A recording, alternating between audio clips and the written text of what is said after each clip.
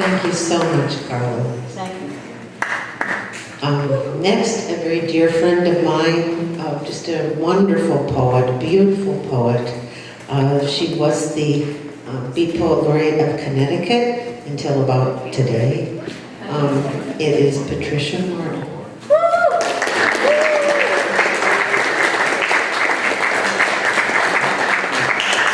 Hi, I'm so happy to be here, and I'm so pleased and honored to have served as the Beat Poet Laureate of the state of Connecticut.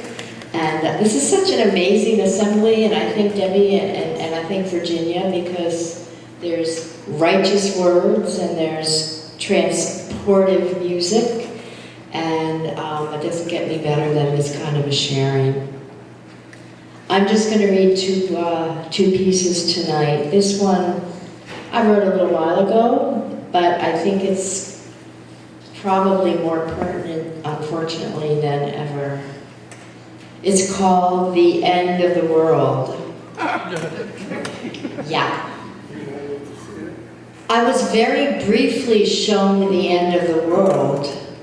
Just a glimpse is all you need. It was flat and gray with an odd filmy essence you could call celestial fog that neither high beams nor low beams could penetrate.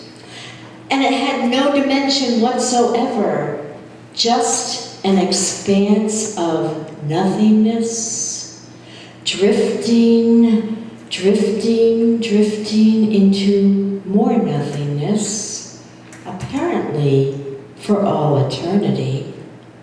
That is, if the end can be considered an eternity. I, for one, am not sure, except I know what I have seen.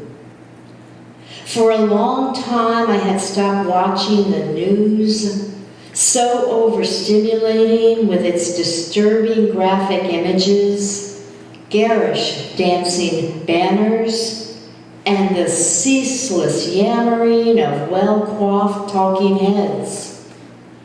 And now, since my intimate vision of oblivion, I have stopped reading it too, except for the occasional headline, which is more than enough to reaffirm that we are a most vain, idiotic, and destructive species.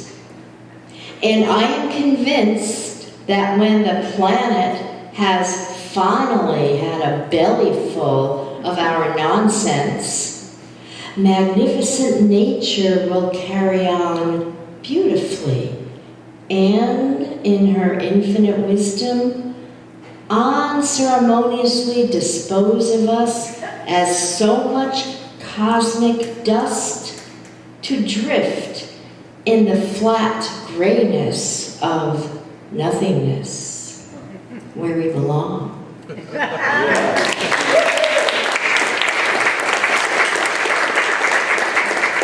I literally just wrote this a half an hour before I left to get here, and I'm not sure if it's finished or not, but I will subject you to it. Thank you. Thank you. Maybe.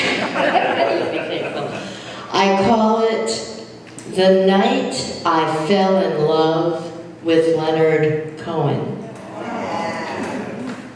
Sunday in Dublin, as he threw himself around the stage, hunched over, lanky, hunkered figure on bended knees, jerking his body back and forth like an elegant rag doll, suit jacket swaying, hat tipped over one eye, looking at no one. Guttural, growling, sing-song chant, lover, lover, lover, lover, lover, lover, lover, come back to me. I gasped, answering, but I just found you, and I will never leave. And hold hands and pray to the Spirit, our Savior, who loves you just as you are, me, just as I am, we'll pray on bended knee together, lover.